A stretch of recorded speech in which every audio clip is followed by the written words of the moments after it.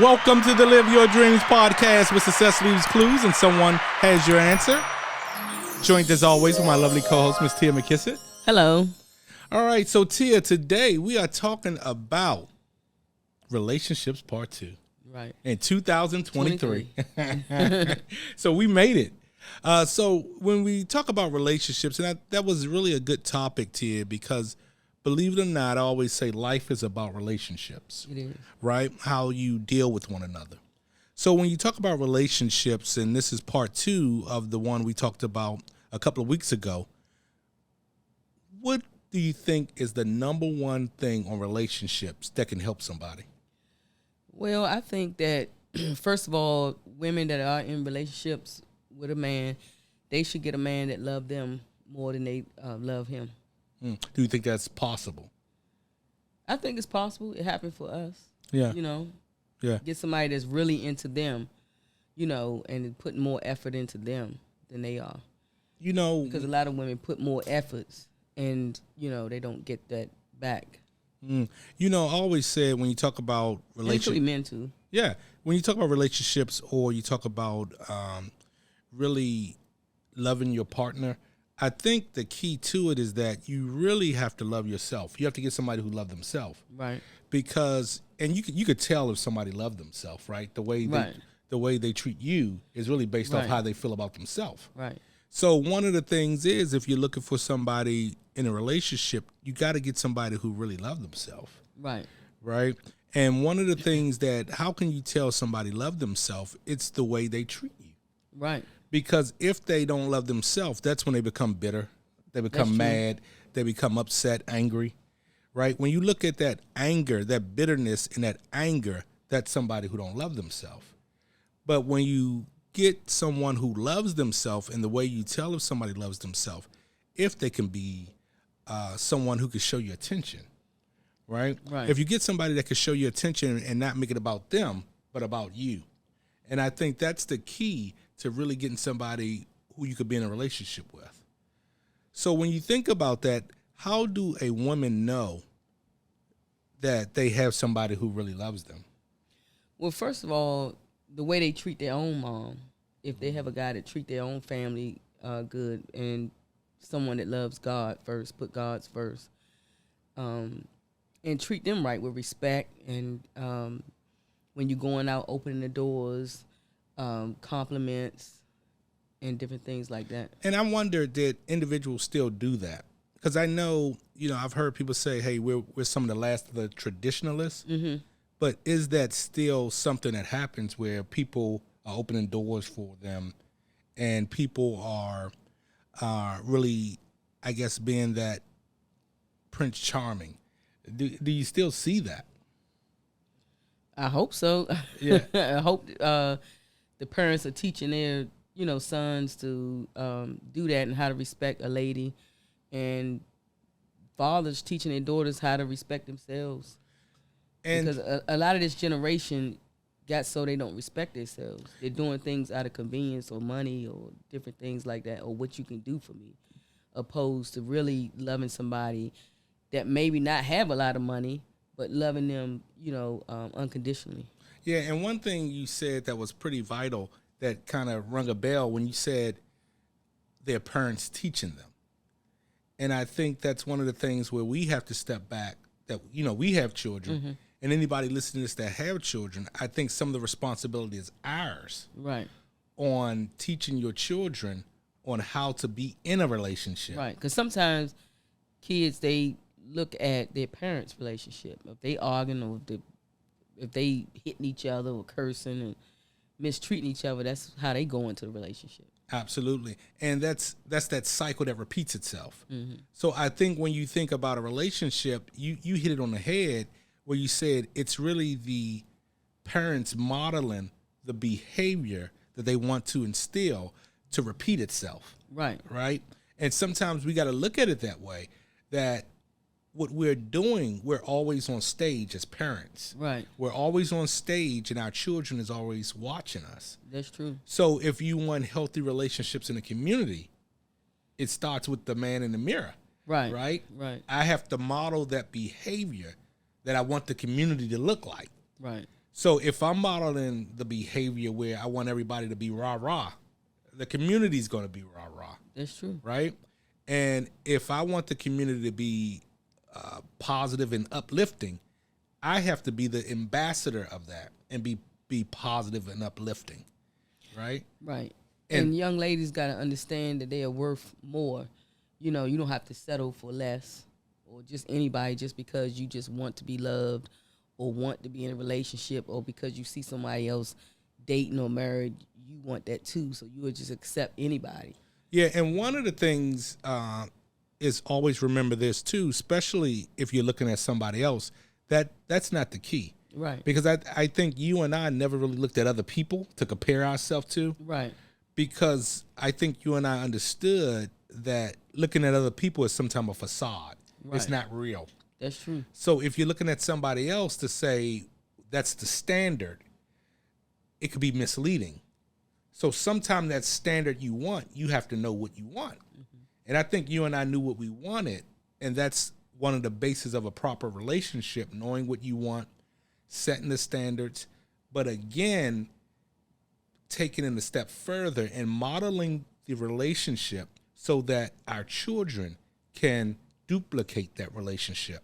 And a lot of times, see, we got married when we didn't have social media.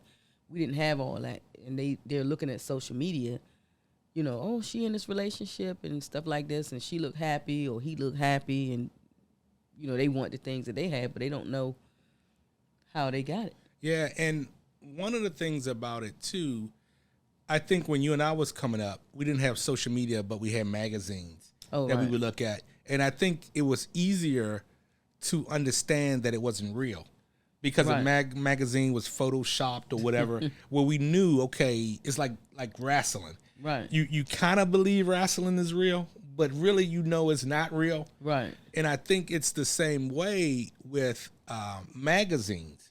You knew it wasn't real. Mm-hmm. But with the social media, sometimes it's so convincing, right? Where it may appear to really be real. Someone's really living like that. Right. But I think to the point is it goes back not comparing yourself to no one else true. Or even looking at someone else. Because it's always that motto they say, if the grass is green on the other side, always remember someone's over there mowing the grass. Someone's over there fertilizing the grass. Right. It's not happening by itself. So if you want your grass to be just as green, you have to mow your grass. You have to fertilize your grass. You have to water your grass. You can get your grass to be just as green, but you have to do that behavior to make the grass green. And I think people today always putting a time on everything. I got to be married at this time. I got to have a child at this time. You know, instead of just living in the moment and enjoying life. Yeah. And, you know, they just put time on. When I get this age, I want to have 2 or 3 kids. You know, just. I'm glad you said that because. Put a time on it, you know? Yeah, that's when you talk about living your dreams, not just with relationships, but I think that's the key too, is that sometimes we have unrealistic expectations. Mm-hmm. So with a relationship or with love, you can't put a time on it. Right. First and foremost, you have to go back to the basics. We're saying the same thing over and over. You have to know what you want. And you have to be in a relationship with somebody else that knows what they want. If I know what I want and you know what you want, we could be in a healthy relationship. Right. If I know what I want, but you don't know what you want, it's going to be unbalanced. It's going to be friction. Right. Right? Because then all of a sudden you're going to be bitter because you're going to say, oh, who does he think he is? Right? Or vice versa. Mm-hmm. If you know what you want, I don't know what I want, I'm going to be bitter. And I'm going to say, oh, who does she think she is? Mm-hmm. Right? She wants to be something that she's not or whatever it may be. When you get that type of unbalance, that's where the unhealthy relationship happen.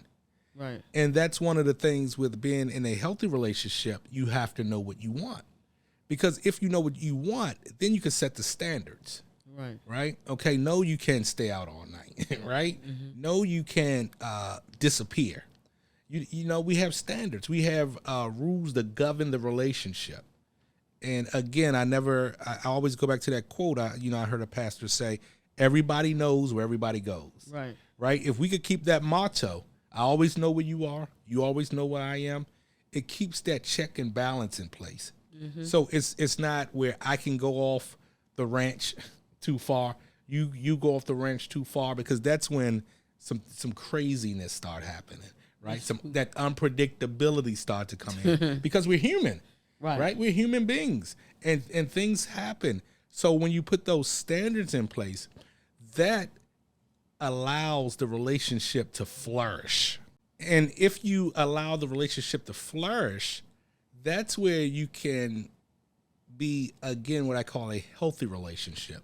You're getting what you want out of the relationship. I'm getting what I want out of the relationship. And I think you have to know, what do you want out of the relationship? You got to set standards and just know if somebody show you who they are. You know, a leopard never changes his spot. Yeah, they say, was it Maya Angelou? If somebody show you who they are, believe them. Yeah. Believe them.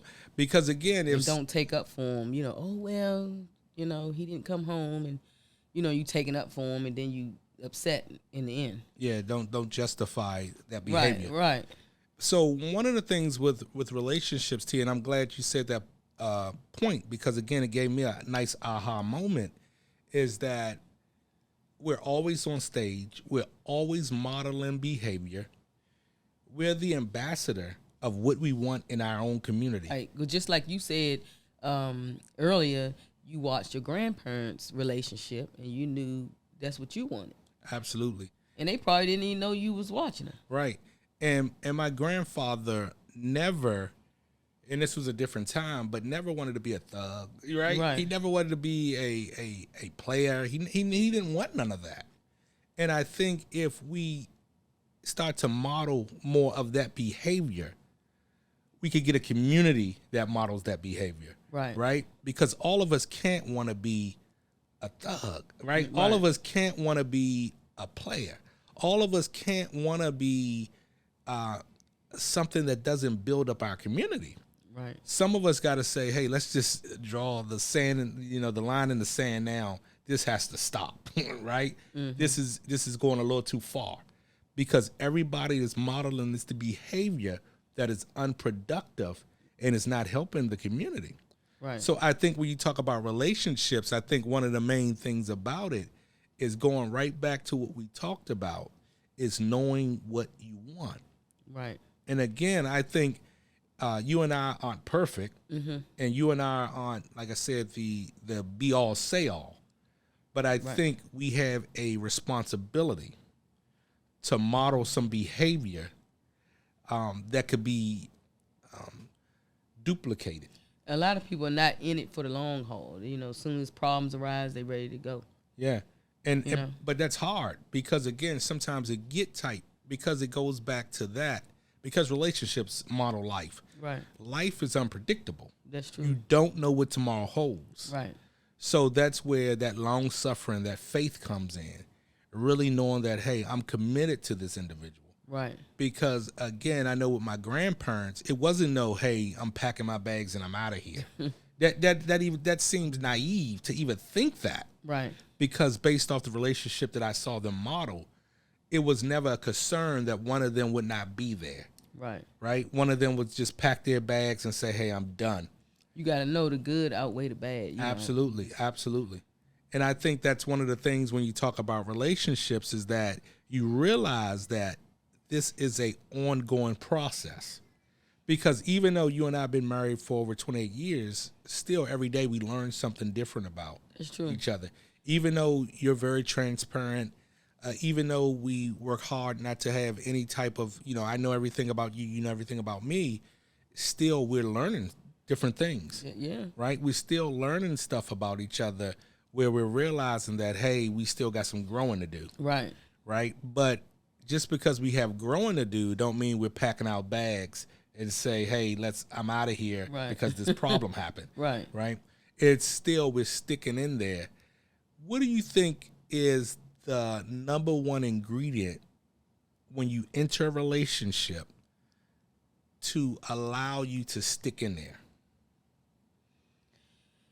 Well, I think everybody should, if you're going to get in a relationship, know that there will be problems. There will absolutely. It'll be ups and downs in a relationship. I mean, that's that's just how life is. Period. But just knowing that you love that person unconditionally, and will make you want to continue. And you got to support the person, because you got to support them. They got to support you, because you are gonna go through things, whether it's health related, whether it's job related, money. You stick in there, and as long as they treating you good, they not beating you or calling you names and stuff like that. A lot of these women, that you're not calling them names and different things, they think something is wrong. But it's okay for somebody to treat you good and to love you and to take care of you. Yeah, and one of the things about that, Tia, when you look at life is unpredictable, you don't know what tomorrow holds, you still have to have that comfort in knowing that you have a partner that regardless is going to stick by you. Right. And again, I always say back with the relationship, and I know I'm not alone, I know a lot of people had that relationship with their mom, right, where no matter what I could have done, my mother would have still been in my corner. Right. Right. Still been there saying, hey, that's my son. And if your mother is able to do that for your child, you can do that for your spouse. Absolutely. And that's what I was getting at, is that sometimes you may say, hey, I want you to be that for me. But sometimes you have to say, hey, I'm going to be that for somebody. Right. So I know the love my mother showed me was unparalleled to anything that I've experienced. I want somebody else to experience that, right? Right. So I want to show that, and I want to show that unconditional love. I know I broke my mom's heart a lot, right, but still, she was still there for me. Right. And I think that's the key, where when you enter in a relationship, sometimes you got to say, I'm going to be that person, right? Sometimes we want that type of love. Right. But sometimes I always go back to, if you want friends, you have to be friendly. Right. So I think that's the same thing. If you want that relationship, you have to be that person where you're being in the relationship 100%. You're not holding back anything, right? You're not in the relationship 90% because I'm going to keep this 10% just in case. Right. Just in case I get hurt, I'm going to keep this part of me, right, secure it. I think you got to go into it 100%. Knowing that, hey, I'm in this to win this. And if you're not going to be 100%, there's no need to get into it. Yeah, that's it. Don't do it. Don't do it. If you're going to break the person's heart, or if you're not going to be honest with them and different things, just leave it alone. Yeah, because that's one of the things where a relationship is definitely a commitment. It's a commitment that you make to somebody to say, hey, I'm in this. Now, all of us are human. We're all flawed. You're right. Nobody's perfect. And we're not here trying to be perfect. We're really just here being transparent, trying to help someone, especially when it comes to relationships, is really, what is a relationship? How do you get in a relationship? And how do you stay in a relationship? And the key to it is going back. You have to know what you want. Right. You have to be committed. And plus, you have to be with somebody who wants to be in a relationship. Because if I just want to be in a relationship and you don't, I'm in a world of trouble. Right. Because I'm chasing down a rabbit hole. I'm going to get exposed. I'm going to get hurt. Right. Right? Because you don't want it. And I can try to force you to want a relationship with me. But if you don't want that relationship, I'm in a world of trouble. And some people are upfront with that. Oh, I don't want anything. So if you see that, just leave the person alone. Yeah, if you want a relationship. If you want a relationship. Because some people are cool with that. They say, hey, I don't want a relationship. You don't want a relationship? Let's just have fun. Well. But if you want to be in a relationship, you have to know who you're dealing with. Right. You really have to know who you're dealing with, because that's the key to relationships. You have to know what you want, and you have to be committed to it. And just don't settle. Just don't say, I have somebody. Yeah, because, again, even though sometimes the statistics... Because some people get lonely. Yeah, may be off. But one of the things about it, Tia, and you said some people may get lonely. But one of the things I just know, if you're friendly, you're going to have a friend. Right? Because the best players always play, right? And that's one of the things where if you're going about your life and really doing the best with your life, you're going to attract that what you want. Right. And if you want a relationship and you're sincere, you'll meet somebody that's sincere. But if you really don't want that, to be sincere, you're going to attract people who don't want to be sincere. And I feel like not to judge a person because of what they're wearing or because they don't have the latest shoes or latest coats or whatever, judge their character. Don't be materialistic. Mm-hmm. Yeah. Because, again, sometimes that really is misleading. It's just like social media. Right. It could be a false advertisement. Right. Right? And that's the key. So relationships, I think that's where, for 2023, we really want to help people with relationships. We really want to, model that behavior of what we want to see in our community. Because, again, we are ambassadors. And the more you represent a behavior, the more you could duplicate that behavior. Right. And, again, I really want to take this time to thank you because, again, it's really great to be in a relationship with someone that's sincere. So I really appreciate that. And I do too. Yeah. So, again, ladies and gentlemen, relationships part 2. And for 2023, it's just going to get better and better. If you watch this all the way to the end, like, subscribe, share, okay? We want to grow the podcast. We want to help somebody with it. And, again, ladies and gentlemen, if you do the same, I'll see you. And, yes, I do mean you, living your dreams. Peace.